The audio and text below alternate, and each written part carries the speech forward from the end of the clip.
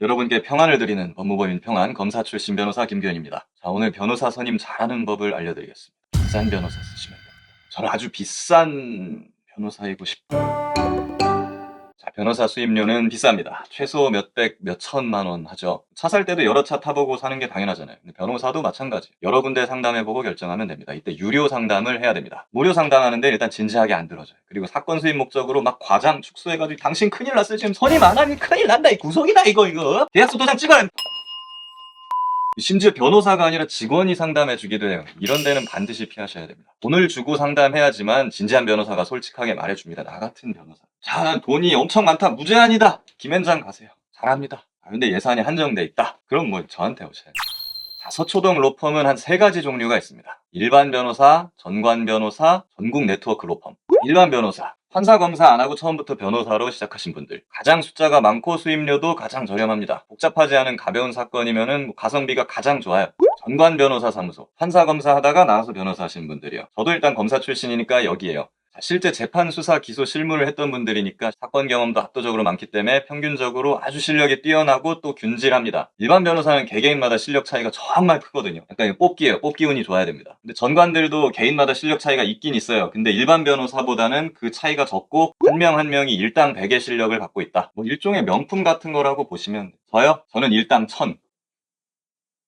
단점, 품질 좋고 저렴한 물건은 세상에 없습니다. 실력이 좋은 만큼 아무래도 가격이 좀 높습니다. 일반 변호사보다 한 1.5에서 2배? 많게는 막 5배, 10배 막 이런 분들 있는. 거긴 사기야.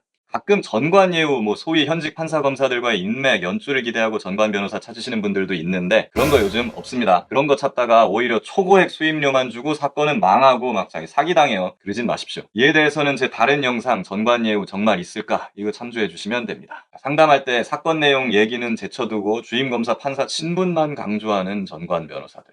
주임검사 김규현이라고?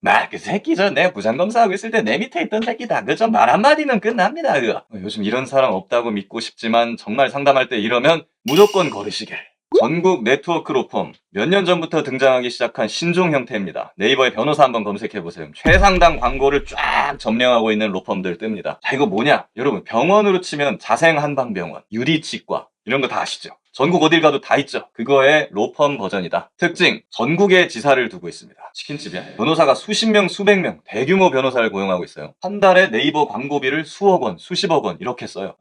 네이버 좋겠다. 부장판사 검사 출신 영입해가지고 전관 변호사를 홍보에 적극 활용하고 있습니다. 이렇게 규모와 물량을 앞세워서 대규모로 사건을 수임하고 처리하는 것. 거의 공장 돌리듯이 사건을 처리합니다. 이런 게 네트워크형 로펌입니다. 장점은 전국에 지사가 있어요. 서초동까지 오기 힘드신 분들한테는 좋을 수도 있습니다. 주의할 점, 과도한 광고비. 광고비를 그렇게 쓰면 의뢰인한테 뽑아 먹어야 되잖아. 그럼 그만큼 법률 서비스 품질은 내려가는 거예요. 대표 변호사 한 명이 소속 변호사를 수십 명을 데리고 있어요. 누가 내 사건을 하는지 알 수가 없어요. 나를 상담한 대표 변호사가 하루에 상담만 수십 건씩 해요. 실제 사건 검토, 서면 작성, 재판 출석은 1, 2, 3년 차 소속 변호사들이 합니다. 이런 사람들이 수십 명씩 있어요. 대표 변호사는 너무 바빠서 이걸 하나하나 챙겨줄 시간이 없어요.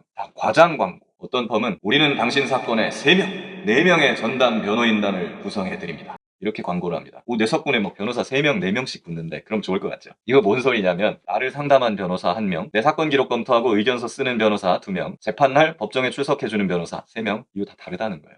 사람이 다 달라. 자, 의뢰인은 수원 사람이에요. 수사 재판도 수원에서 합니다. 근데 그 로펌 부산지사가 사건이 없어서 놀고 있다. 그럼 내 사건 기록을 부산으로 보내서 부산에 있는 변호사가 의견서를 작성하는 거예요. 근데 경찰서 법원에는 정작 수원에 있는 변호사가 나가. 근데 수원 변호사는 사건 기록 보지도 않았고 의견서를 쓰지도 않았으니까 내용을 몰라. 재판날이 됐는데 부산에 서면 쓴 변호사한테 막 전화가 옵니다. 변호사님, 저 수원지사의 누구누구 변호사인데요. 이거 사건 내용 뭐예요? 지금 출석해야 되는데. 이런 어이없는 일도 막 벌어집니다. 이래놓고 당신을 위한 3명, 4명 전담팀. 이거 사기 아니야?